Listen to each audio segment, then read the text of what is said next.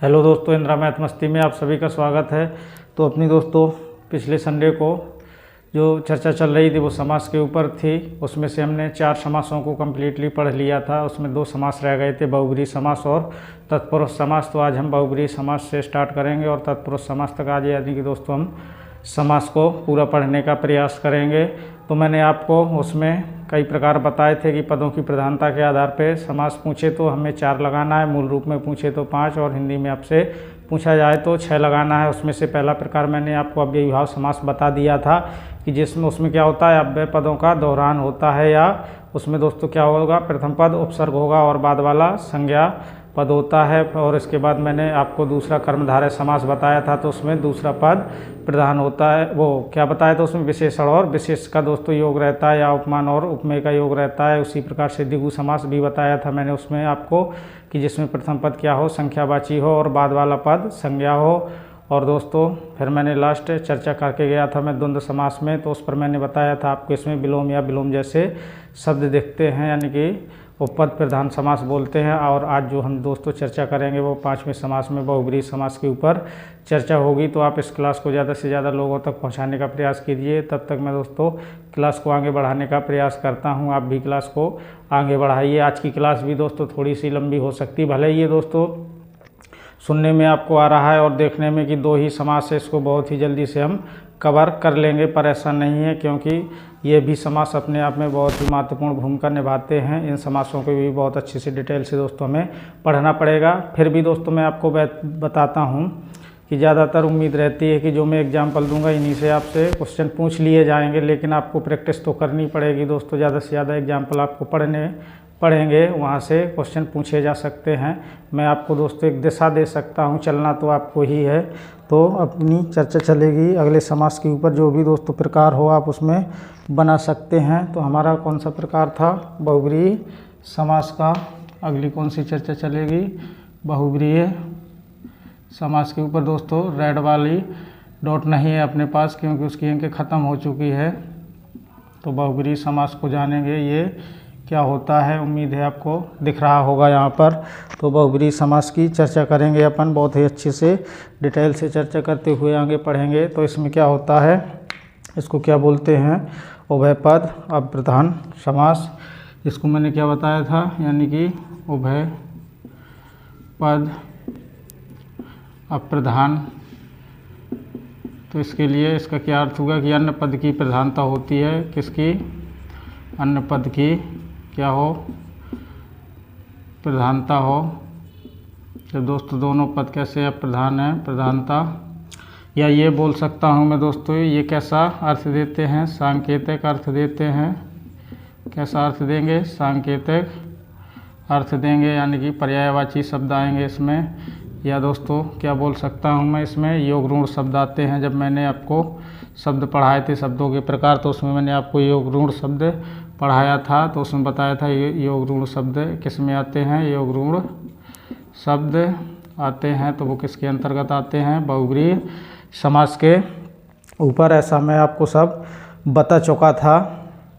इसमें क्या होती है, अन्य अर्थ की प्रधानता रहती है। अन्य पद, या इसी को अर्थ भी बोल सकते हैं, अन्य पद या अर्थ की क्या होती है, प्रधानता होती है। जैसे दोस्तों हम इसके उदाहरणों की चर्चा कर लेंगे, खूब सारे उदाहरण लिखेंगे, क्योंकि हमसे एग्जाम में उदाहरण ही पूछे जाते हैं। जैसे लंबोदर लिख दिया मैंने, तो देखिए अन्य अर्थ की कैसे प्रधानता होगी।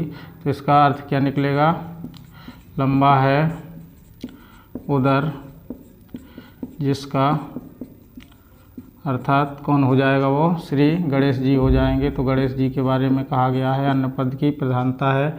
या दोस्तों दशानन, 10 हैं आनंद जिसके, अर्थात रावण दशानन।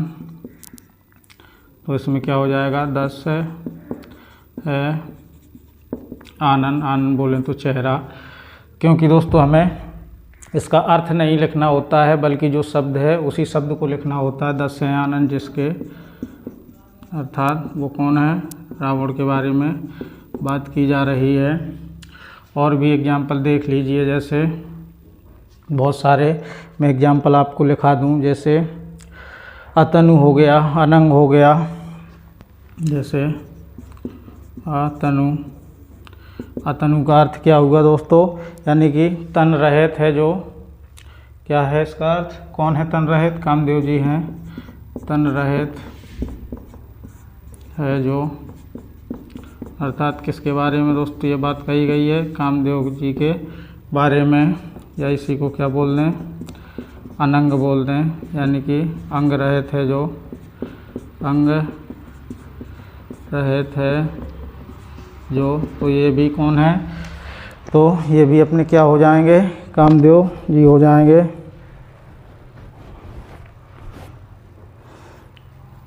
तो कौन है, कामदेव। जैसे और भी उदाहरण देखिए, मकर ध्वज, मकर ध्वज, मकर के ध्वज हैं जिसके, मैं दोस्तों अब ज़्यादा विच्छेद नहीं करूँगा, शाब्दिक विच्छेद, मकर के ध्वज हैं जिसके, तो ये भी कौन है, कामदेव हैं। देखिए कामदेव के बहुत सारे पर्यायवाची हैं ये सब, अतनु, अनंग, मकर ध्वज, और भी दोस्तों लिख सकते हैं जैसे रतिपति, रतिपति यानी कि रति का पति है जो, रति का पति है जो, वो भी कौन है, तो कामदेव हैं। बहुत सारे मैं दोस्तों आपको एग्जाम्पल लिखाऊंगा क्योंकि हमसे यहीं से ही क्वेश्चन पूछ लिया जाएगा। अब देखिएगा, जैसे मैं लिख दूं समुद्र जा, समुद्र जा का अर्थ यहाँ जन्म लेने से है, यानी कि समुद्र से जन्म लेने वाली, ऐसा लिख सकते हैं अपन, क्या हो जाएगा, समुद्र से जन्म लेने वाली। तो किसने जन्म लिया था, तो लक्ष्मी जी ने समुद्र से जन्म लेने वाली, अर्थात कौन हो जाएंगी, तो लक्ष्मी जी हो जाएंगी। इसी प्रकार मैं और भी लिख सकता हूँ, हिमतनया हो गया, हिमतनया यानी कि हिम की पुत्री है जो, हिम बोले या पर्वत, हिम की पुत्री है जो, तो वो कौन है, पार्वती जी हैं। खूब सारे दोस्तों एग्जाम्पल हैं मेरे पास, कितने भी लिख दें वो कम ही पड़ेंगे। जैसे देखिएगा, अब बहुत ही अच्छा मैं उदाहरण लिखूँगा, जैसे अर्कजा लिख दूँ, क्या लिख दूँ, अर्कजा। देखिएगा यहाँ पे लिख रहा हूँ अर्कजा, अर्क माने क्या होता है, सूर्य, तो सूर्य की पुत्री है जो, क्या हो जाएगा, सूर्य की पुत्री है जो, तो वो किसके लिए कहा गया है, यमुना है, कौन है, यमुना, अर्कजा हो गया। और मैं क्या लिख दूँ इसमें दोस्तों, जैसे रावणारी हो जाएगा, कामारी हो जाएगा, जैसे रावणारी। देखिए रावण यहाँ से और अरि संधि विच्छेद किया तो दीर्घ संधि हुई, तो रावण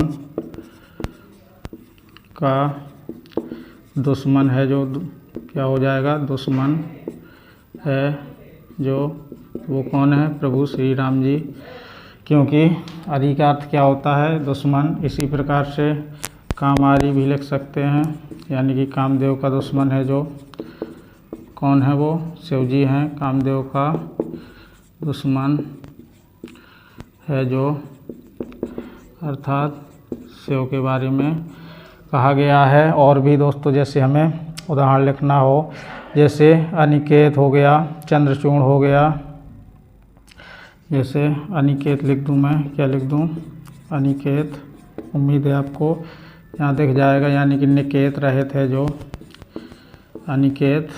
निकेत का अर्थ क्या होता है दोस्तों, आलय होता है, यानी कि घर होता है, निकेत या आलय रहित है जो, रहित है जो, तो वो कौन हो जाएगा, शिव जी हैं जिनके पास कोई घर नहीं है, अनिकेत हो गया। चंद्रचूड़ हो गया, चंद्रचूड़, चंद्रचूड़ यानी कि चंद्र है जिसके, चूड़ है जिसके सर पर, तो वो कौन है, शिव जी हैं। कौन है दोस्तों इसमें, क्या हो जाएगा, वह चूड़ जिसके सर पर चंद्रमा है, यानी कि वह चूड़ जिसके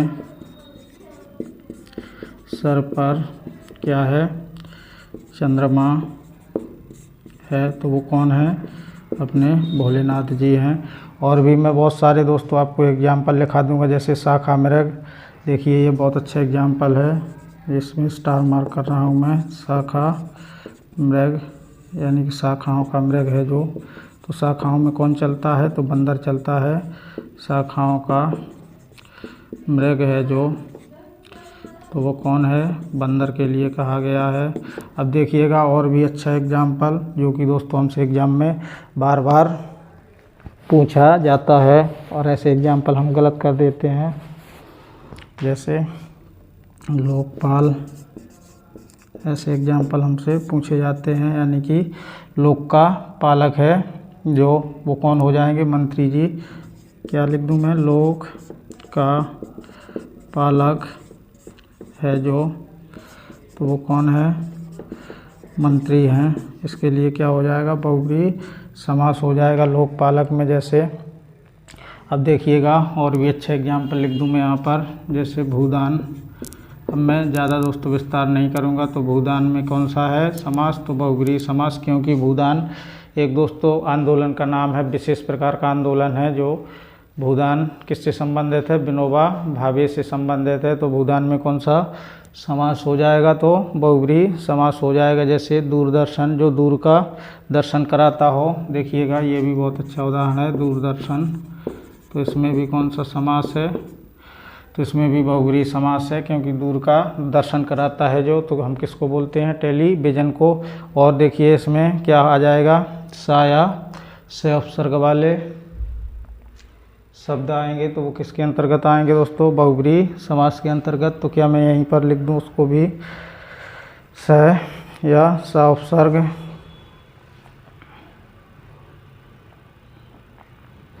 दोस्तों कहाँ पे लिख दूं मैं, यहीं पर लिख दूं। उम्मीद है आपको समझ में आ जाएगा। देखिएगा मैं यहीं पर लिख दूंगा बहुब्रीहि समास में, और क्या आएगा यहाँ पे, शायद आपको दिख जाएगा, यानी कि सा या से, दो ऐसे दोस्तों उपसर्ग आएंगे, सा या से। एक ही दोस्तों मैं पेज में बोलूँ या एक ही बोर्ड में, मैं सोचता हूँ कि इस बहुब्रीहि समास को ख़त्म कर दूँ। सा या से उपसर्ग वाले, इसका अर्थ क्या होता है, देखिए सा या से का साथ या सहित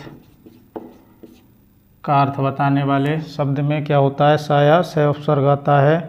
तो सा या से उपसर्ग साथ में या सहित का अर्थ बताने हेतु से या से उपसर्ग के साथ सामासिक पद बताते हैं, तो उसमें कौन सा समास होता है दोस्तों, बहुब्रीहि समास। सा या से उपसर्ग से युक्त सामासिक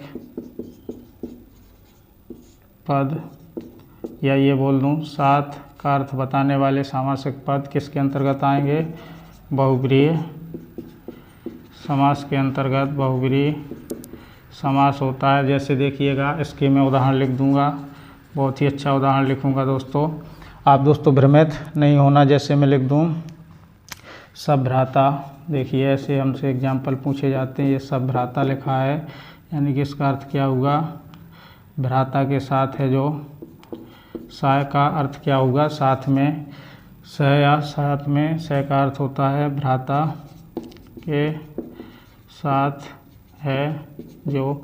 ये नहीं बोल सकते कि दोस्तों भ्राता के साथ है जो वो अर्थात लक्ष्मण जी हैं या राम जी हैं, तो सिर्फ वो ही नहीं, भ्राता के साथ अपन लोग भी हो सकते हैं, इसमें कोई भी हो सकता है दोस्तों। ऐसा नहीं है कि उसी के लिए कहा गया है। मैंने बताया स या से उपसर्ग के साथ उसमें कौन सा योग रहेगा, तो कौन सा समास होगा, बहुब्रीहि समास होगा। जैसे सपत्नीक, सफस, जैसे अगला उदाहरण लिख दूँ मैं, सपत्नीक यानी कि पत्नी के साथ है जो, हम भी हो सकते हैं और आप भी हो सकते हैं और प्रभु राम जी भी हैं। और इसमें क्या आ जाएगा, जैसे सफल हो जाएगा, सकुशल हो जाएगा, ऐसे बहुत शब्द हैं। और भी हम शब्द लिख सकते हैं, जैसे सानुज यानी कि अनुज के साथ है जो, राम जी बोल सकते हैं या हम भी बोल सकते हैं। और सपरिवार, सपरिवार यानी कि परिवार के साथ है जो, तो हम और आप सभी लोग परिवार के साथ रहते हैं। तो इन सभी में कौन सा है, स या स उपसर्ग। देखिएगा स उपसर्ग है और इसमें भी स उपसर्ग है और इसमें भी स उपसर्ग है, तो ये किसके अंतर्गत आएगा, बहुब्रीहि समास के अंतर्गत आएगा। तो उम्मीद है आपको बहुब्रीहि समास समझ में आ गया होगा।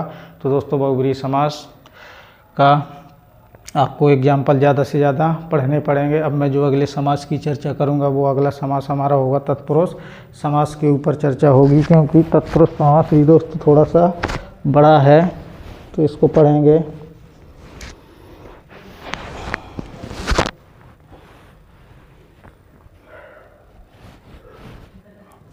देखिएगा, अब हम अगले प्रकार की दोस्तों चर्चा करेंगे। कौन सा समास होगा? तत्पुरुष समास।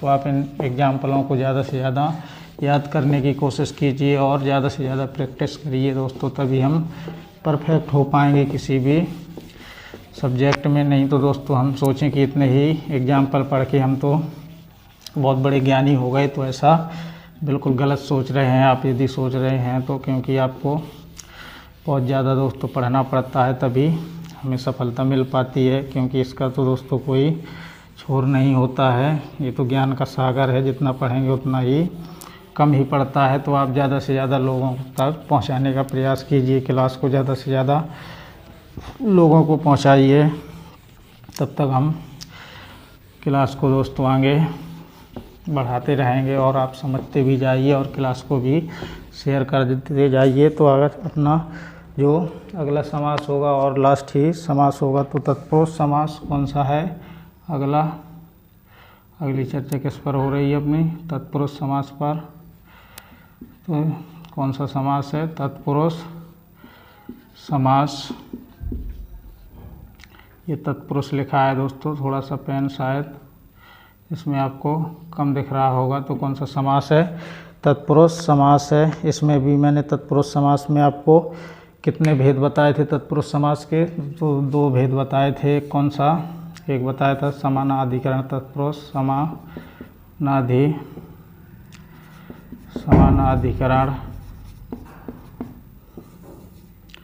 तत्पुरुष समास, और एक बताया था व्याधिकरण तत्पुरुष समास, व्याधिकरण तत्पुरुष समास।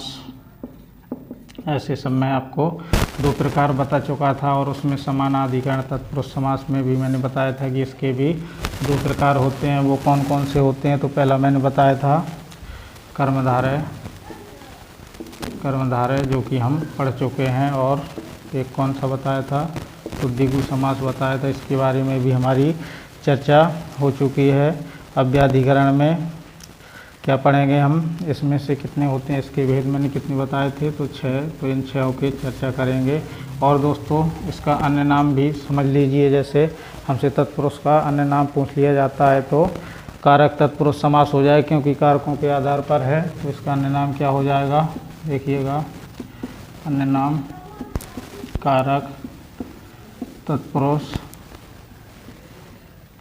समास। अब हम एक एक की दोस्तों हम चर्चा करेंगे, यानी कि कारकों के आधार पर, पदों की प्रधानता के आधार पर यह कौन सा समास है? तो द्वितीय पद प्रधान समास है। तो यहाँ पे लिख लेंगे, मैं कुछ पॉइंट लिखवा दूँ।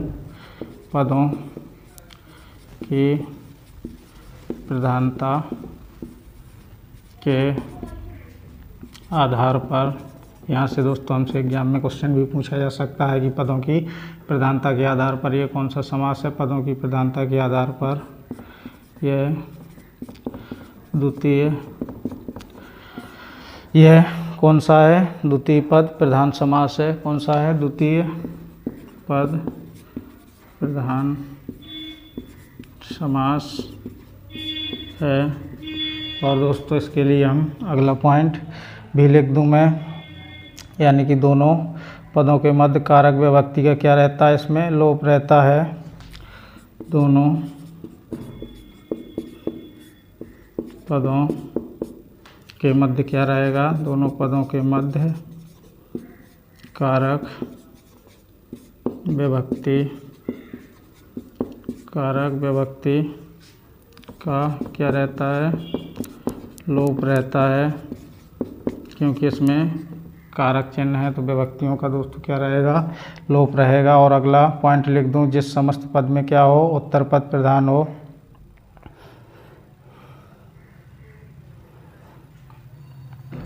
इसमें क्या लिख दूं? यानी कि जिस समस्त पद में क्या हो, जिस समस्त पद में, जिस समस्त पद में उत्तर या बाद वाला उत्तर पद प्रधान हो, जिस समस्त पद में उत्तर पद प्रधान हो तथा कारक या विभक्ति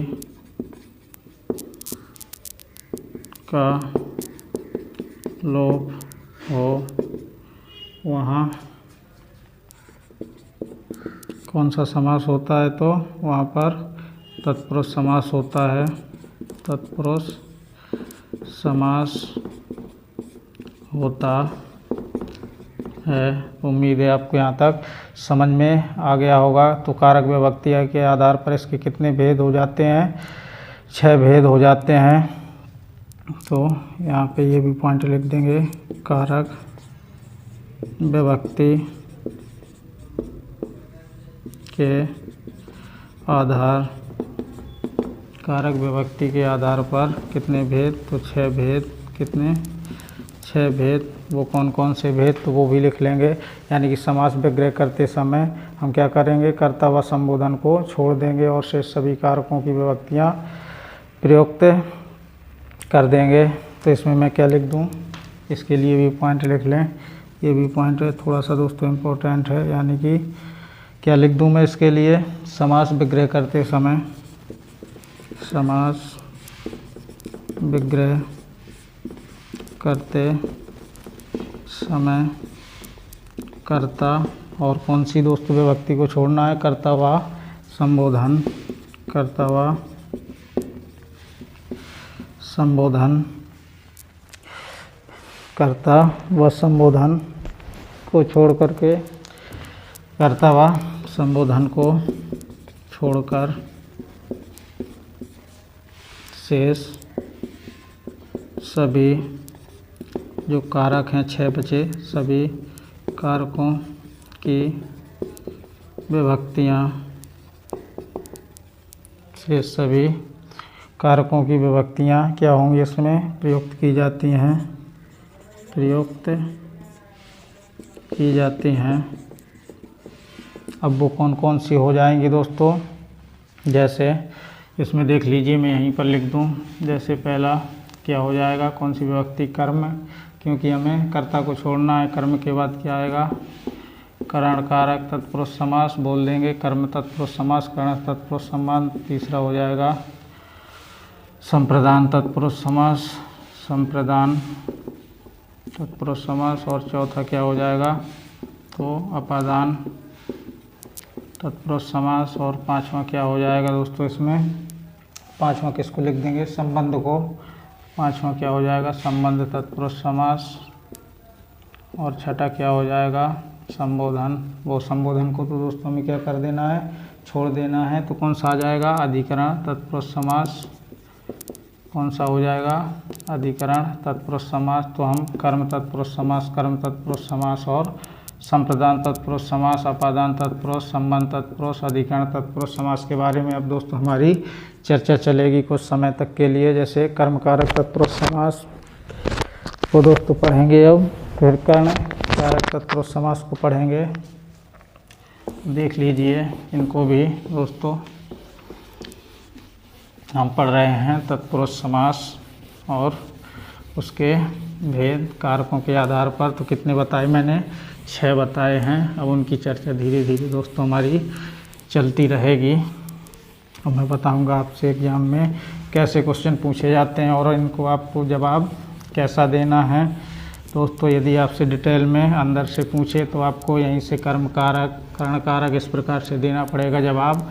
नहीं तो दोस्तों ज़्यादातर उम्मीद रहती है कि सीधा ही आपसे क्वेश्चन तत्पुरुष समास ही ऑप्शन में दिया जाता है। यानी कि हम क्या पढ़ रहे हैं, तत्पुरुष समास। किस पर चर्चा चल रही थी अपनी, तत्पुरुष समास के ऊपर। और उसमें से भी हम तत्पुरुष समास के कितने भेद बताए थे मैंने, व्याधिकरण के 6। उसमें से पहला प्रकार हमें किसको देखना है, कर्म कारक तत्पुरुष समास को। किसको, कर्म कारक तत्पुरुष समास तो इसमें कौन सी विभक्ति होती है? कर्म को विभक्ति। तो इसमें कौन सी विभक्ति आएगी दोस्तों? को विभक्ति आ जाएगी। जैसे देखिएगा, आपको लिख के आ सकता है, बताइए वनगमन में कौन सा समास है? तो आपका आंसर होना चाहिए कर्म कारक तत्पुरुष। जब दोस्तों ऑप्शन में आपको कर्म कारक तत्पुरुष ना मिले तब आप सीधे तत्पुरुष में लगाइए, आपको तत्पुरुष दिया जा सकता है क्योंकि उसी का ही भेद है। आपको इस प्रकार से विग्रह करके नहीं दिया जाएगा कि वन को गमन, क्योंकि इसमें कौन सी विभक्ति आ रही है? को विभक्ति। क्योंकि इसमें कौन सी विभक्ति होती है? को।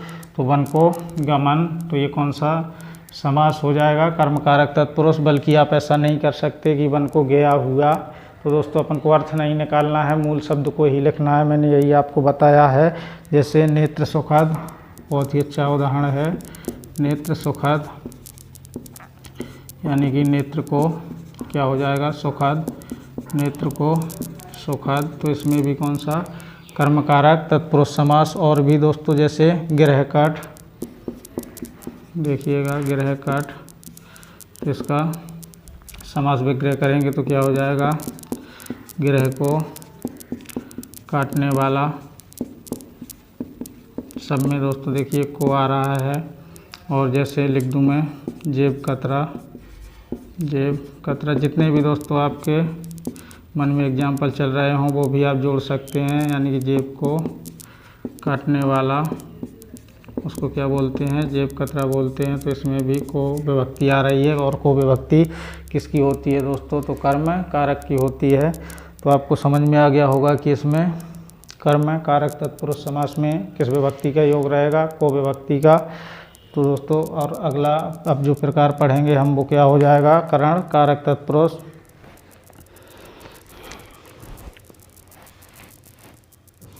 जैसे देखिएगा दूसरा प्रकार यहीं पर चर्चा कर लेंगे दोस्तों। तो करण कारक तत्पुरुष समास, करण कारक तत्पुरुष समास, ये समास लिखा है। तो इसमें कौन सी विभक्ति होगी? कर्ता कर्म को करण से या के द्वारा विभक्ति होगी, जिसमें आपको माध्यम, ये किसका कार्य करेगा? माध्यम का। या इसके साथ क्या हो? साधन का भी कार्य कर सकता है। ये किसका? साधन का भी कार्य करेगा। तो उसमें कौन सा समास होगा? कर्ण कारक तत्पुरुष समास। इसके उदाहरण भी दोस्तों आप देख लीजिए। जैसे क्या लिख दूं मैं? वाक्पुच्छ, वाक्युद्ध लिख दूं दोस्तों। बहुत अच्छा उदाहरण देखिए, वाक्युद्ध। वाक बोलें तो वाणी, तो वाणी द्वारा युद्ध, यानी कि वाणी से कौन युद्ध करता है दोस्तों? ज्ञानी लोग ही करते हैं। तो क्या हो जाएगा इसमें? वाक द्वारा युद्ध। तो देखिए इसमें क्या शब्द आ रहा है? के द्वारा वाक, के द्वारा युद्ध। तो क्या हुआ इसमें दोस्तों? कर्ण तत्पुरुष समास। जैसे जग हसाई, जग हसाई। तो इसमें क्या हो जाएगा? जग हसाई में जैसे जग द्वारा हसाई या जग के द्वारा हसाई, तो द्वारा शब्द भी आ रहा है। जग के द्वारा हसाई। तो इसमें कौन सा? कर्ण कारक तत्पुरुष समास। जैसे दोस्तों और भी अच्छा देखिए एग्जाम्पल में लिख दूं। जैसे तुलसी कृत, तो तुलसी द्वारा कृत, तुलसी कृत। ऐसे एग्जाम्पल दोस्तों हमसे पूछे जाते हैं। तो क्या हो जाएगा?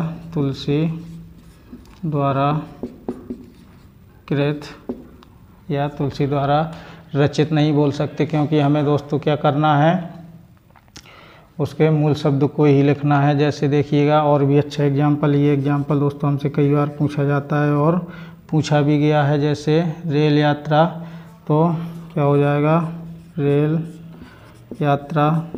तो रेल से यात्रा, इसका समास विग्रह करेंगे तो क्या हो जाएगा? रेल से यात्रा। तो कौन सा समास हुआ ये? कर्ण कारक तत्पुरुष समास। जैसे दयार्द, और भी अच्छा एग्जाम्पल, दया से आर्द, दया से आर्द। तो ये भी कौन सा हुआ? कर्ण कारक तत्पुरुष समास। अब जो दोस्तों हम चर्चा करेंगे वो संप्रदान तत्पुरुष समास की कर लेंगे। किसकी कर लें? चौथे प्रकार में यहीं पे दोस्तों कर लेंगे। मैं शायद भर 6 समास इसी में दोस्तों समेटने का प्रयास करूँगा। अगला कौन सा हो जाएगा, संप्रदान। कौन सा होगा, संप्रदान तत्पुरुष समास। तो इसमें कौन सी विभक्ति आएगी, के लिए। संप्रदान के लिए विभक्ति का क्या रहेगा दोस्तों, इसमें छिपी रहेगी, यानी कि के लिए समास विग्रह जब करेंगे तो के लिए शब्द आएगा। जैसे दोस्तों कितना अच्छा मैं उदाहरण लिखूँगा, देख लेना भी। जैसे लिख दिया मैंने, इसके उदाहरणों की चर्चा करेंगे। जैसे विद्यालय, ऐसे एग्जाम्पल हमसे पूछे जाते हैं। इसमें दीर्घ संधि है और समास विग्रह करेंगे तो क्या हो जाएगा, विद्या के लिए आलय। किसके लिए, विद्या के लिए आलय। आलय का अर्थ क्या होता है, घर। जो से दोस्तों और भी अच्छा एग्जाम्पल, रसोई घर। क्या हो जाएगा, रसोई के लिए घर। रसोई के लिए घर। तो इसमें कौन सा है, संप्रदान तत्पुरुष समास है। उम्मीद है आपको समझ में आ रहा होगा। जैसे और भी अच्छा उदाहरण लिख दूँ, देखिएगा दोस्तों इस उदाहरण को भी। जैसे न्यायालय, न्यायालय क्या हो जाएगा, न्याय के लिए आलय। न्याय के लिए क्या है इसमें, आलय। खूब सारे मैं दोस्तों आपको उदाहरण दे रहा हूँ, जिससे ज़्यादा से ज़्यादा इन्हीं उदाहरणों से आपसे क्वेश्चन पूछा जाए और आपसे बन जाए क्वेश्चन। जैसे और भी अच्छा उदाहरण, डाकगाड़ी। डाकगाड़ी, ये भी उदाहरण दोस्तों बहुत अच्छा है। तो किसके लिए गाड़ी है ये, डाक के लिए। डाक के लिए। जब अभी दोस्तों आप पढ़ रहे हैं तो अभी आपको बहुत अच्छे से समझ में आ रहा होगा। जब यही सब मिक्स हो जाएंगे तो दोस्तों आप पहचान नहीं पाएंगे कि इसमें कौन सा है। तो जो दोस्तों कन्फ्यूजन भरा है उसमें मैं स्टार मार्क कर रहा हूँ, उसको आपको अच्छे से याद रखना है। ऐसे क्वेश्चन हमसे पूछे जा सकते हैं। जैसे विधान परिषद, क्या लिख दूँ मैं, विधान परिषद। तो क्या हो जाएगा, विधान के लिए परिषद। किसके लिए, विधान के लिए परिषद। जैसे और देखिएगा, जैसे और भी अच्छा एग्जाम्पल लिख दूँ मैं, बलि पशु।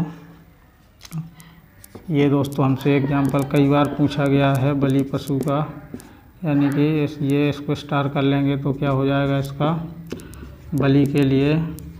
बलि के लिए पशु। एक होता है पशु बलि और एक होता है बलि पशु। तो धीरे धीरे जो जिसकी चर्चा जहाँ होगी मैं दोस्तों वहीं पर आपको करता रहूँगा। जैसे और भी आपको एग्जाम्पल लिखना हो तो और भी जोड़ सकते हैं। जैसे हथकड़ी, हाथ के लिए कड़ी। तो ऐसे शब्द भी आप जोड़ सकते हैं। तो हमारा क्या हो गया, संप्रदान कारक तत्पुरुष समास भी दोस्तों हमने कंप्लीट कर लिया। अब हम अगली चर्चा करेंगे अपादान कारक तत्पुरुष समास की।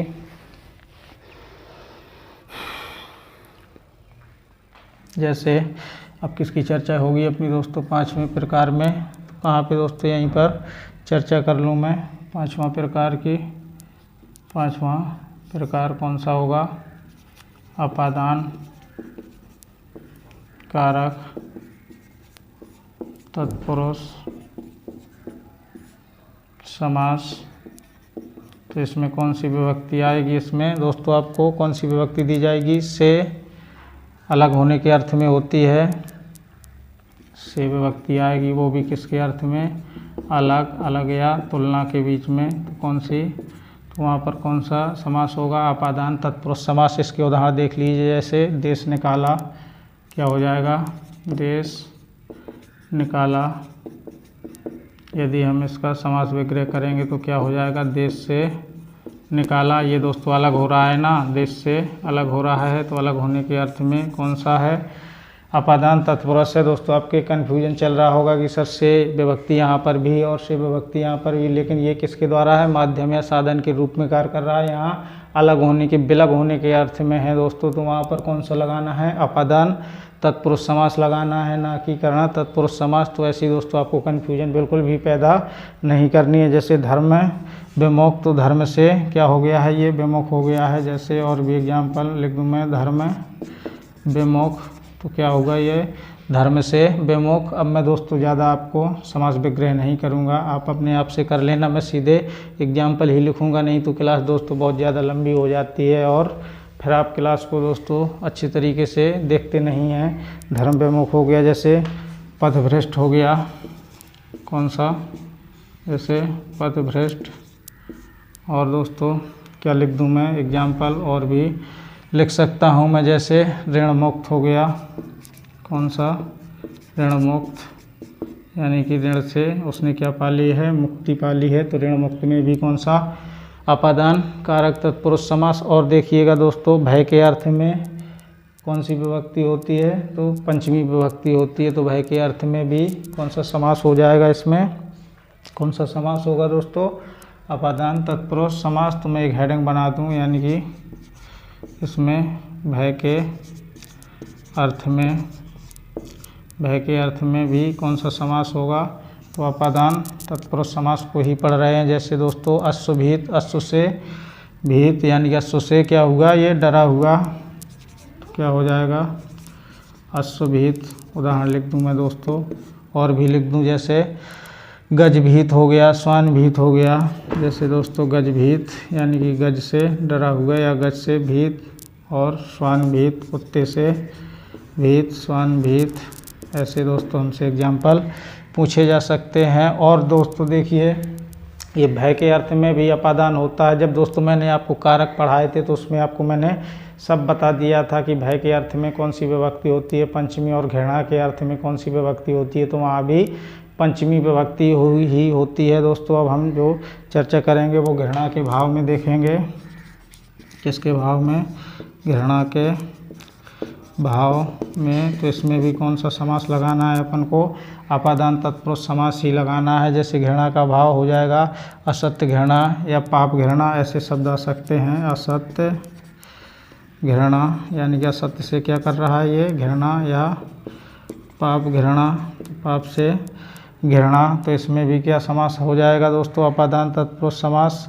या दोस्तों देखिएगा विद्याध्ययन के जो शब्द होते हैं तो उसमें भी कौन सी विभक्ति बताई थी मैंने, तो उसमें भी पंचमी विभक्ति बताई थी, यानी कि विद्याध्ययन के शब्द भी इसमें आ सकते हैं। तो वो भी लिख लेंगे दोस्तों विद्याध्ययन के शब्दों को।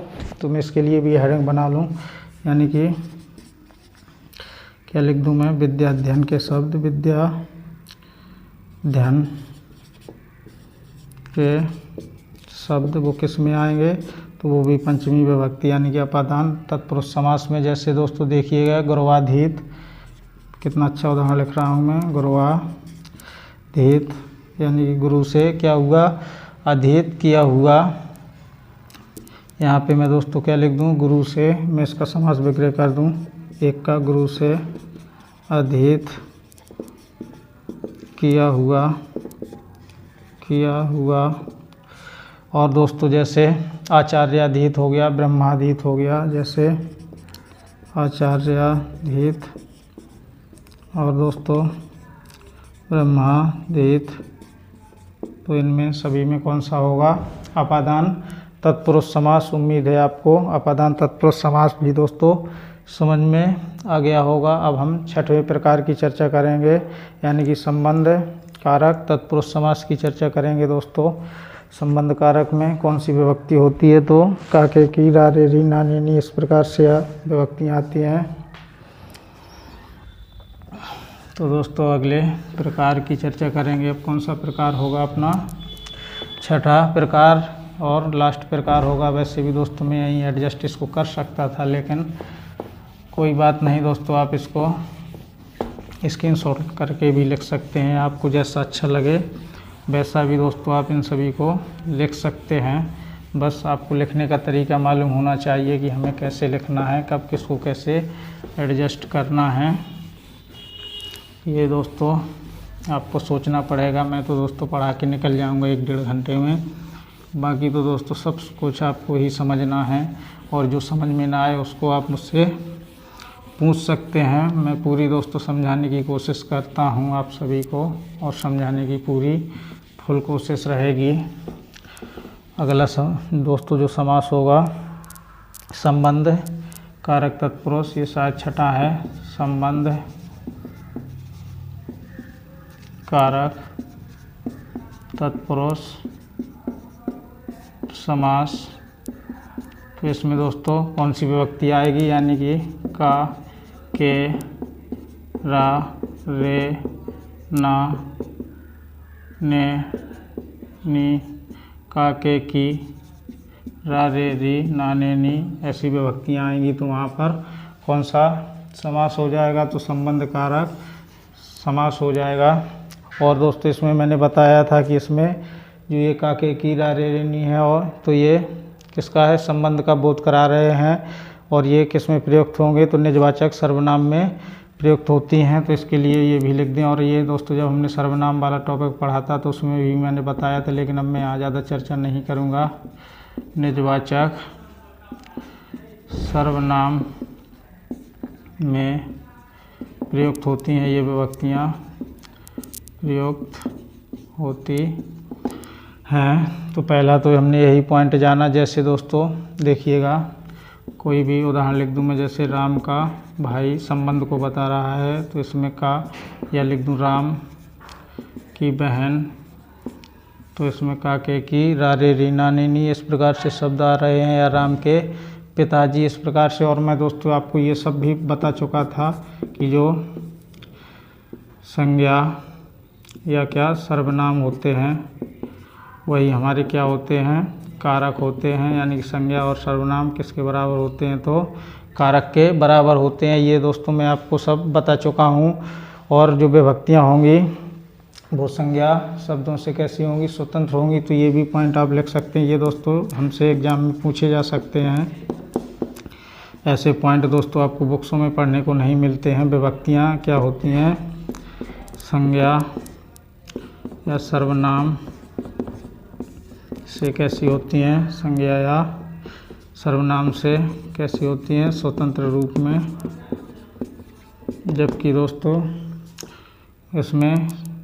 उसमें क्या हो जाएगा दोस्तों, संज्ञा शब्दों के साथ मैंने यहाँ पे सर्वनाम लिख दिया है। विभक्तियाँ क्या होंगी, संज्ञा शब्द लिखना था, संज्ञा शब्दों से क्या होती हैं, स्वतंत्र। बल्कि सर्वनाम से क्या होती हैं, ये संयुक्त रूप में होती हैं, स्वतंत्र रूप में। तथा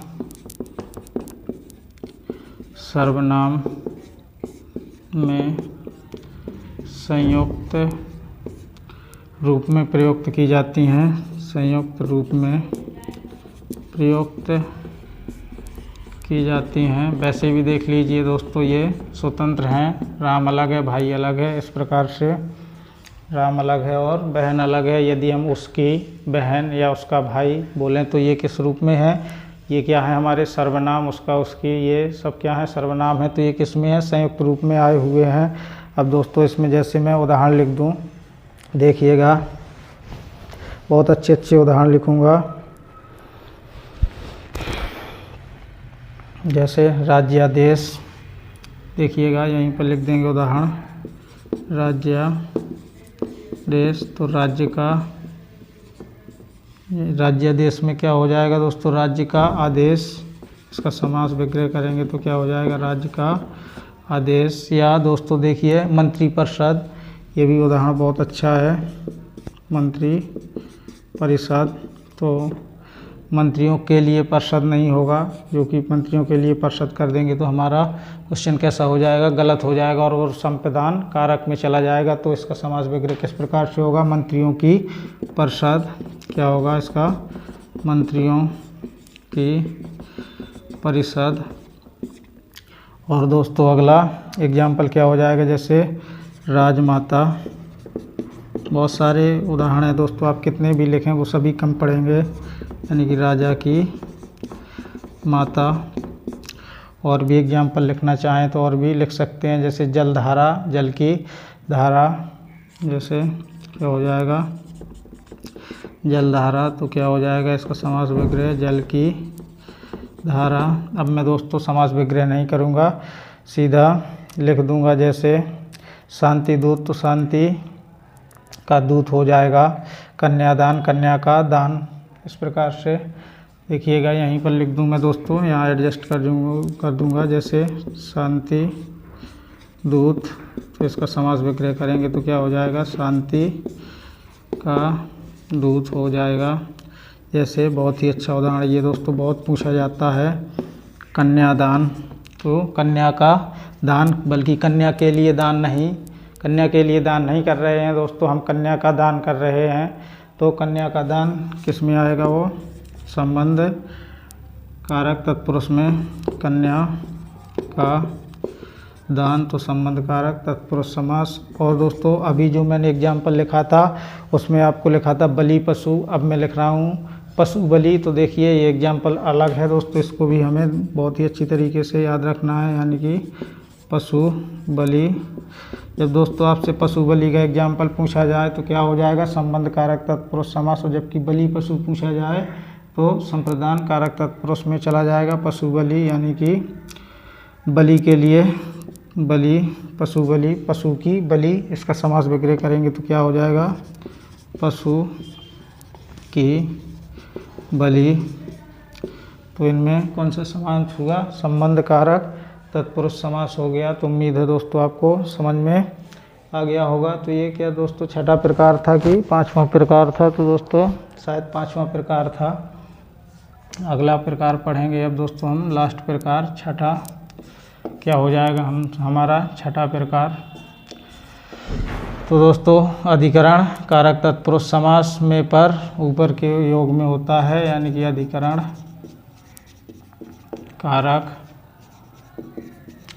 कारक तत्पुरुष समास। तो इसमें कौन सी विभक्ति आ जाएगी, में या पर, ऊपर के भाव में कौन सी विभक्ति, अधिकरण तत्पुरुष समास हो जाएगा वहाँ पर। जैसे दोस्तों देखिए बहुत अच्छा उदाहरण लिख दूँ मैं, जैसे काव्य निपुण।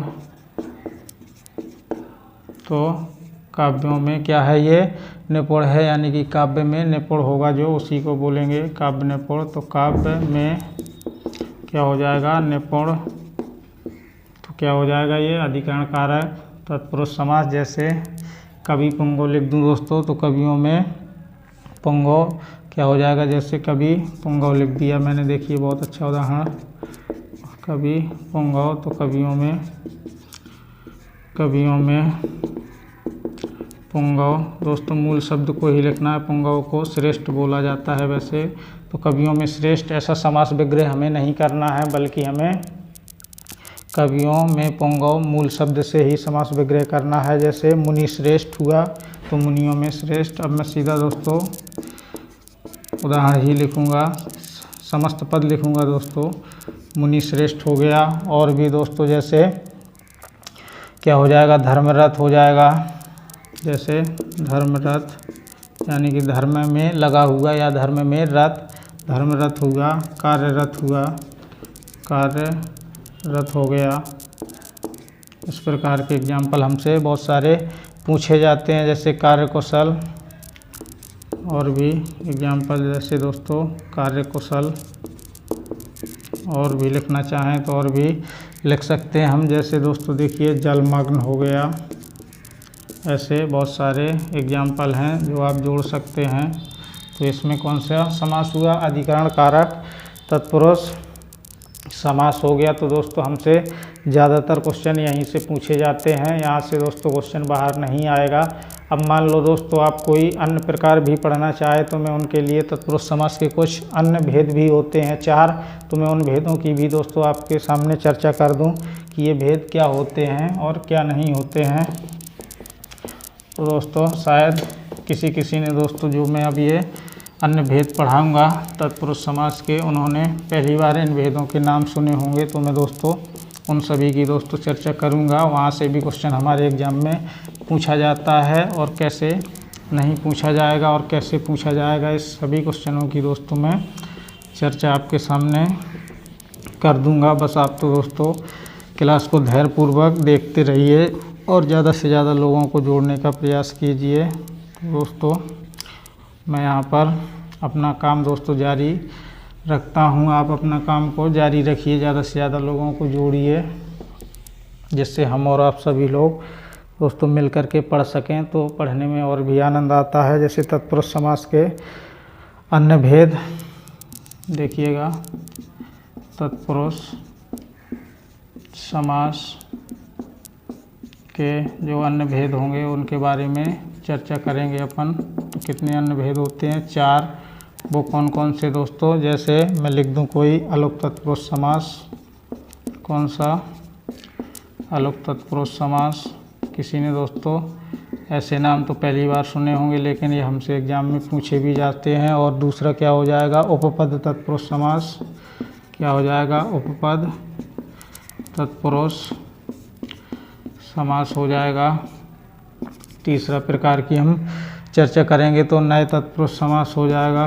नए तत्पुरुष समास। ये दोस्तों यहाँ से क्वेश्चन अच्छे लेवल वाले क्वेश्चन पूछे जाते हैं अच्छे एग्जाम में। तो ये अगला हो जाएगा लुप्त पद तत्पुरुष समास। कौन सा? लुप्त पद तत्पुरुष समास। अब दोस्तों पहले तो आप इसको जान लीजिए कि ये समास क्या होते हैं। तो मैं आपको बता दूं, जैसे दोस्तों जो अलोप तत्पुरुष समास होगा तो इसमें क्या होगा? कारक विभक्ति किसमें? बाद वाले पद में होगी। किसमें होगी? कारक विभक्ति बाद वाले पद में होगी। तो दोस्तों आप सोच रहे होंगे कि तत्पुरुष समास में भी विभक्ति दोस्तों क्या होती है? विभक्ति पदों का लोप रहता है और बाद वाला जो पद होता है वो प्रधान होता है, तो उसी में तो दोस्तों तत्पुरुष समास होता है। तो इसमें कोई नई बात क्या है? तो दोस्तों कोई नई बात नहीं है। इसका मतलब कहने का आप मेरा समझ चुके होंगे कि जो 6 समास हैं, तत्पुरुष समास के जो 6 भेद हैं, उन भेदों में से यदि आपको दोस्तों ऑप्शन ना दिए जाएं और उन्हीं समासों का उदाहरण आपको दे दिया जाए और इसके बाद ये 4 ऑप्शन में दिए जाएं, तो आपका आंसर अलोप तत्पुरुष होना चाहिए। यानी कि मैं क्या बोल सकता हूँ, ये तत्पुरुष समास का ही अन्य नाम को हम अलोप तत्पुरुष समास कहते हैं। यानी कि तत्पुरुष समास के जो भेद हैं उन्हीं को यदि ना दिया जाए ऑप्शन में तो अलग तत्पुरुष समास में चला जाएगा। और जैसे दोस्तों इसमें अगला है उपपद तत्पुरुष समास। तो इसमें प्रत्ययों का योग होगा, लेकिन कौन से प्रत्यय? वे प्रत्यय आएंगे जो संस्कृत उसमें दोस्तों अपनी हिंदी भाषा में स्वतंत्र रूप से प्रयोग नहीं किए जाते हैं, तो इनको हम जोड़ करके बनाते हैं। तो इसमें कौन सा समास हो जाएगा? उपपद तत्पुरुष समास। बल्कि नए तत्पुरुष समास में क्या होगा? आया अनुपसर्ग से युक्त जो समास होगा उसमें कौन सा? नए तत्पुरुष समास हो जाएगा। और लुप्त पद तत्पुरुष में इसमें विभक्तियाँ तो दोस्तों लोप रहती रहती हैं। वैसे भी तत्पुरुष समास में विभक्तियों का लोप रहता है, लेकिन इसके साथ साथ में कुछ अन्य पद भी लोप रहते हैं, इस वजह से इसको उपपद या लुप्त पद तत्पुरुष समास बोला जाता है। तो दोस्तों उम्मीद है आपको समझ में आ गया होगा। लेकिन दोस्तों मैं अभी इन्हीं सभी के एग्जाम्पल और डिटेल्स है दोस्तों बताने वाला हूँ। जान लेंगे अलोप तत्पुरुष समास के बारे में कि ये क्या होता है।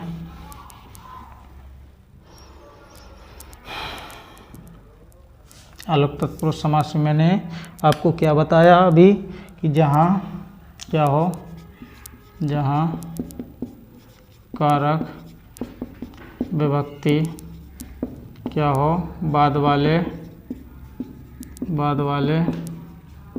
पद में रहे। तो दोस्तों मैंने कोई नई चीज़ नहीं बताई, जो अभी तक मैंने पढ़ाया वही बताया है। यानी कि तत्पुरुष समास के जो 6 भेद हैं वो सभी अलोप तत्पुरुष समास में ही आएंगे। लेकिन वो आपका आंसर कब होगा मैं आपको बता चुका हूँ कि जब उस प्रकार के आपको 6 भेदों में से जो कोई भी एग्जाम्पल दोस्तों आपसे पूछ लिया जाए उन्हीं 6 भेदों में, और वो 6 भेद आपको ऑप्शन में ना मिले, तब आपको इसको अलोप तत्पुरुष समास को टिक करना है, ना कि दोस्तों उनको यदि वो उन्हीं के एग्जाम्पल हैं तो उन्हीं में लगाना है। जैसे दोस्तों मैं देखिएगा इसका अलोप तत्पुरुष समास का उदाहरण लिखूंगा, बहुत ही अच्छे उदाहरण लिखूंगा मैं दोस्तों। जैसे ठेकेदार हुआ, तो ठेके का दार, इसका समास विग्रह करेंगे तो क्या हो जाएगा? ठेके का दार हुआ। जैसे थानेदार शब्द हुआ, थानेदार, इसका समास विग्रह करेंगे तो क्या होगा? थाने का दार हो जाएगा। जैसे चूहेदानी, तो चूहों की दानी, चूहों की दानी हो गया। और भी देखिए जैसे दही बड़ा, दही में क्या है ये दोस्तों।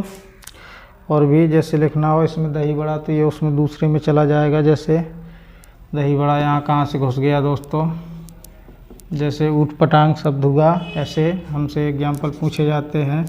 ऊट पटांग तो कौन सा समास हुआ ये दोस्तों? अलोक तत्पुरुष समास होगा, यानी कि ऊँट पर टांग, इस प्रकार से ऊँट पर टांग। तो ये किसके हैं? अलोक तत्पुरुष समास के हैं। उम्मीद है आपको समझ में आ गया होगा। अब हम जो अगला प्रकार पढ़ेंगे वो पढ़ेंगे उपपद तत्पुरुष समास के।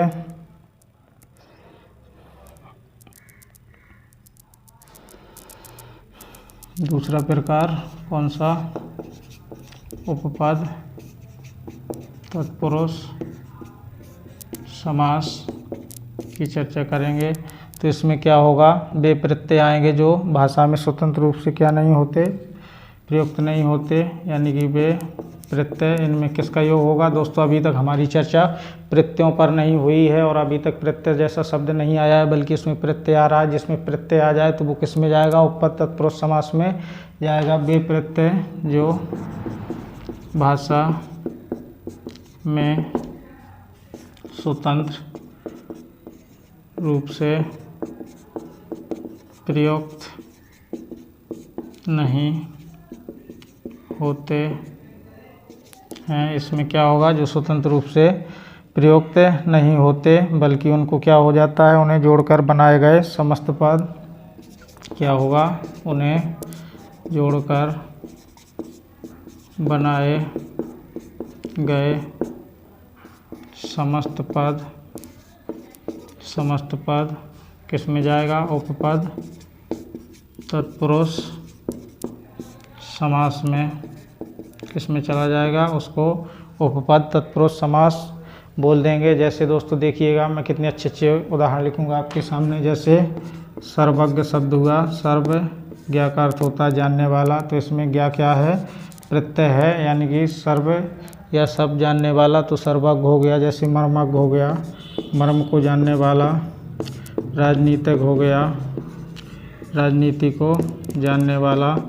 और देखिएगा जैसे स्वर्णकार, तो स्वर्ण का काम करने वाला, बल्कि सोने की कार नहीं। दोस्तों आप यहाँ से कार देख के लगा दें तो इसमें कार प्रत्यय है, तो ऐसा नहीं कि आप सोने की कार नहीं।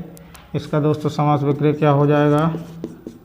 स्वर्ण का कार्य करने वाला क्या हो जाएगा? स्वर्ण का कार्य करने वाला। जैसे दोस्तों और भी लिख सकते हैं चर्मकार, क्या हो जाएगा? चर्म का काम करने वाला। तो उम्मीद है आपको ये समास भी, उपपद तत्पुरुष समास भी समझ में आ गया होगा। अब जो हमारी चर्चा होगी वो नए तत्पुरुष समास के ऊपर होगी।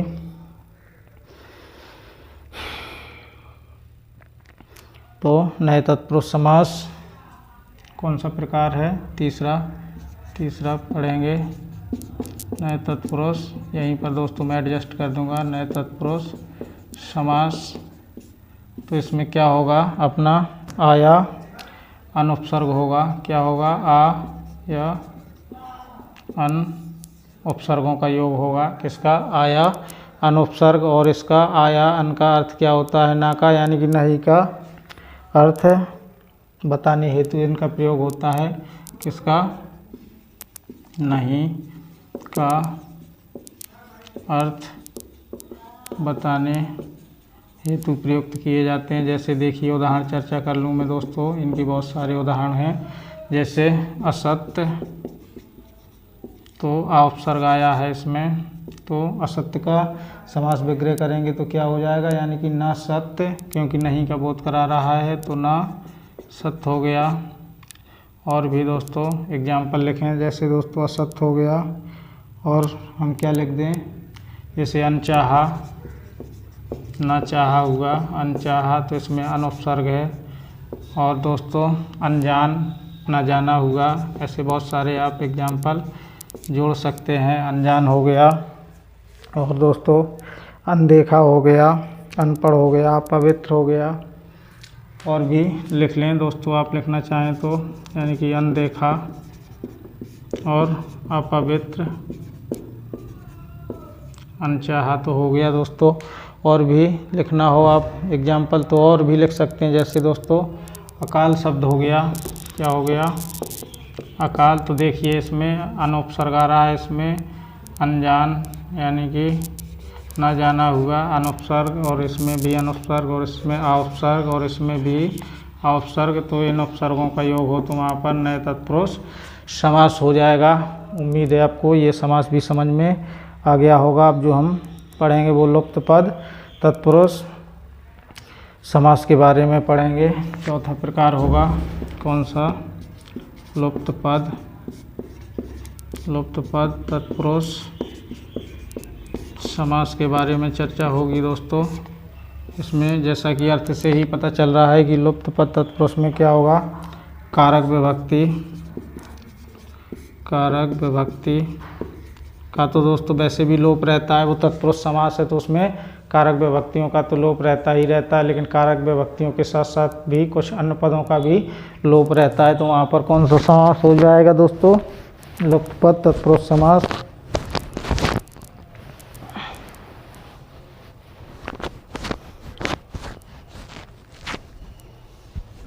मैंने क्या बोला आपको?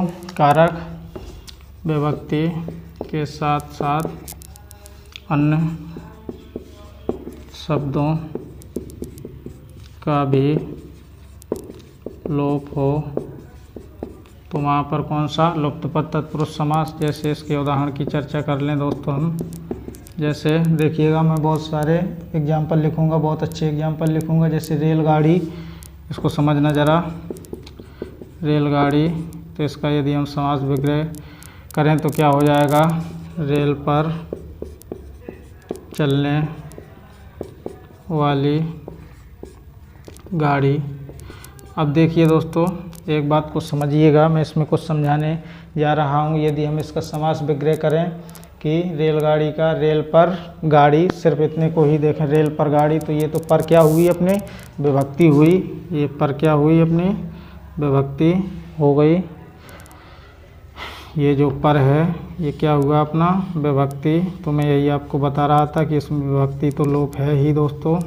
देखिएगा, विभक्ति यानी कि रेल पर गाड़ी, तो ये किस में चला जाता? यानी कि दोस्तों अधिकरण कारक तत्पुरुष समास में चला जाता। वैसे भी दोस्तों ये किस में जाता? अधिकरण कारक तत्पुरुष समास में। उम्मीद है आपको समझ में आ गया होगा। लेकिन दोस्तों ये सिर्फ विभक्ति का लोप था और इसमें मैंने बताया कुछ अन्य पदों का भी लोप रहता है। तो ये क्या हुए? लुप्त पद हो गए, यानी कि चलने वाली। तो ये क्या हुआ? लुप्त पद। क्या हुआ? ये लुप्त पद। तो ये कौन सा किस में जाएगा? लुप्त पद तत्पुरुष समास में चला जाएगा। जैसे दोस्तों और भी एग्जाम्पल लिखना चाहें, देखिएगा। जैसे मैं अब लिखूँगा वायुयान, यानी कि वायु में चलने वाला यान, तो वायु में पे पर विभक्ति आई और चलने वाला, ये क्या हुआ? लुप्त पद हुआ, वायुयान हुआ दोस्तों। दही बड़ा हुआ, देखिएगा, दही बड़ा, ये यहाँ पे एग्जाम्पल था लुप्त पद में। तो इसका अर्थ क्या हो जाएगा? दही बड़ा में, दही में डूबा हुआ बड़ा, ऐसा बोल सकते हैं हम। देखिए मैं इसका समास विग्रह कर दूं दोस्तों, आपको कठिनाई ना हो। दही में डूबा हुआ बड़ा। और भी दोस्तों देखिएगा, जैसे दही बड़ा हो गया, गुड़धानी हो गया, पकौड़ी शब्द हो गया, ऐसे शब्द हैं जैसे गुड़धानी, पकौड़ी। इन सभी में कौन सा समास हुआ?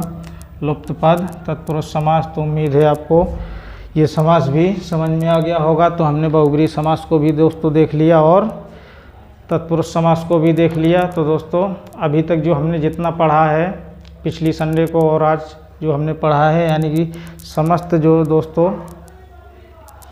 समास को पढ़ा है, उन सभी समासों की मैं 5 मिनट में आपके सामने पूरी चर्चा कर दे रहा हूं दोस्तों, लिख करके बता दे रहा हूं। यदि आपने पीछे की क्लासें नहीं देखी और दोस्तों अभी भी आप जुड़े हैं तो इतने में ही दोस्तों आप पूरा सार समझ सकते हैं। तो थोड़ी देर के लिए दोस्तों आप धैर्य बनाएंगे और मैं पूरे समास का सार आपको सामने प्रस्तुत करूँगा।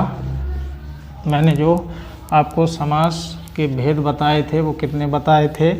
6। उसमें से पहला भेद मैंने आपको क्या बताया था और दूसरा भेद क्या बताया था और तीसरा भेद क्या बताया था और इनकी परिभाषा क्या होती है। तो इन सभी की दोस्तों मैं चर्चा करूंगा। मैंने बहुत सारे इन सभी के एग्जाम्पल आपको लिखा दिए थे और लिखा दिए हैं। मैं सिर्फ परिभाषा की चर्चा करूंगा। यदि आप इतना ही याद रख लेंगे तो अपने आप से उदाहरण ढूंढ सकते हैं। तो मैं दोस्तों 6 समास की चर्चा थोड़ी ही समय में कर दूंगा, आप अच्छे से समझना दोस्तों। पहला मैंने आपको क्या बताया था, तो अव्ययी भाव समास, अव्ययी भाव समास की चर्चा की थी। तो अव्ययी भाव समास से मैंने क्या बताया था, इसमें क्या होगा, अव्यय शब्द आते हैं, क्या आते हैं, अव्यय या उपसर्ग, यही सब मैंने बताया था। और दूसरा पद क्या होता है, इसमें संज्ञा शब्द बताया था मैंने दोस्तों। क्या कुछ और बताए थे, या अव्यय पदों का क्या होगा, दोहरान होगा, ये भी बताया था। क्या हो इसमें, अव्यय पदों का दोहरान होगा या संज्ञाओं का दोहरान होगा। तो ये सब मैं बता चुका हूँ। फिर इसके बाद मैंने दोस्तों आपको दूसरा समास कौन सा बताया था, कर्मधारय समास पढ़ाया। कर्मधारय समास से मैंने आपको क्या बताया था कि इसमें विशेषण होगा, और वो भी विशेषण कैसा होगा, असंख्यावाची, इसमें संख्या नहीं आएगी। कौन सी, असंख्यावाची विशेषण। असंख्यावाची विशेषण के साथ साथ में मैंने दोस्तों आपको क्या बताया था, इसमें ये संज्ञा होगा या क्या होगा, विशेषण पदों का दोहरान होगा, यानी असंख्यावाची विशेषण। और फिर इसके बाद क्या आती है थी, संज्ञा या विशेषण पदों का क्या हो जाता था, इसमें दोस्तों दोहराव हो जाता था। मैं ये सब आपको बता चुका हूँ, या ये भी मैंने बताया था इसमें। या फिर क्या कर दिए, उपसर्ग को विशेषण कर दे, ये दोस्तों मैंने बताया था कि उपसर्ग को विशेषण कर दे। तो वहाँ पर भी कौन सा समास बताया था, कर्मधारय समास। और अगला मैंने आपको कौन सा प्रकार पढ़ाया था, द्विगु समास। कौन सा समास, द्विगु समास। तो द्विगु समास में मैंने आपको क्या बताया था कि प्रथम पद क्या होगा, इसमें प्रथम पद संख्यावाची, और दूसरा पद क्या बताया था मैंने, संज्ञा। तो वहाँ पर कौन सा समास, द्विगु समास होगा। और चौथा मैंने आपको क्या बताया था, द्वंद्व समास बताया था। चौथा प्रकार कौन सा पढ़ाया था, द्वंद्व समास। द्वंद्व समास में मैंने आपको क्या बताया था कि द्वंद्व समास में क्या आएगा, विलोम शब्द आएंगे, या दोस्तों विलोम जैसे शब्द आते हैं, कैसे आते हैं, विलोम जैसे शब्द आते हैं, तो वहाँ पर द्वंद्व समास होता है। और पांचवा प्रकार मैंने अभी आपको बताया कि बहुब्रीहि समास। कौन सा बताया था, बहुब्रीहि समास। तो बहुब्रीहि समास क्या होता है, और मैंने क्या बताया आपको, तो बहुब्रीहि समास से मैंने यही बताया था कि इसमें क्या आते हैं, पर्यायवाची शब्द आते हैं, यानी कि योग ऋण शब्द आते हैं सांकेतिक अर्थ वाले। या दोस्तों ये भी मैंने बताया आपको, सा या सह उपसर्ग वाले शब्द आते हैं। यही सिर्फ मैंने बताया दोस्तों आपको बहुब्रीहि समास में। और अगला जो मैंने बताया आपको तत्पुरुष समास, तो इसमें क्या बताया था मैंने, दोनों पदों के मध्य कारक विभक्ति। छठा प्रकार मैंने क्या बताया था, तत्पुरुष समास के बारे में चर्चा की थी। तो तत्पुरुष समास में मैंने आपको क्या बताया था, दोनों पदों के मध्य क्या होगा, दोनों पदों के मध्य कारक विभक्ति होगी। क्या होगी, कारक विभक्ति। और मैं इसमें आपको क्या बता चुका था कि इसमें प्रत्यय होगा, और प्रत्यय के साथ मैंने आपको क्या बताया था इसमें, और क्या होगा, आ या अनुपसर्ग होगा। एक तो मैंने ये बताया दोस्तों, आ हो या अनुपसर्ग हो। और इसके बाद मैंने आपको लुप्त पद भी बताया। एक क्या बताया आपको, लुप्त पद। यही दोस्तों मैंने चर्चा की है। और इन्हीं 6 समासों को मैंने आपको पिछले संडे को और आज की संडे को पढ़ाया। तो दोस्तों आपका और अपना दोस्तों जो समास का चैप्टर था, टॉपिक था, वो यहीं से एंड होता है मेरी तरफ से। दोस्तों जितना हो सका है मैंने आपको ज़्यादा से ज़्यादा पढ़ाने की कोशिश की है। तो दोस्तों अब जो हमारी अगली संडे को क्लास होगी वो उपसर्ग और प्रत्ययों से संबंधित होगी। उससे हमसे एग्जाम में कैसे क्वेश्चन पूछे जा सकते हैं और कैसे कैसे क्वेश्चन बन सकते हैं। तो दोस्तों आपको धैर्यतापूर्वक इन क्लासों को देखते रहना है और शेयर करते रहना है। और इन क्लासों को आप 2 से 3 बार देखिए तो आपका कॉन्सेप्ट क्लियर हो जाएगा। और दोस्तों में ज़्यादा से ज़्यादा इस क्लास को शेयर करें, और अभी तक आपने यदि चैनल को सब्सक्राइब नहीं किया है तो सब्सक्राइब करें और बेल आइकन को भी ज़रूर दोस्तों प्रेस करें, तभी आपको नोटिफिकेशन मिल पाएगा। तो आज के लिए इतना ही, धन्यवाद।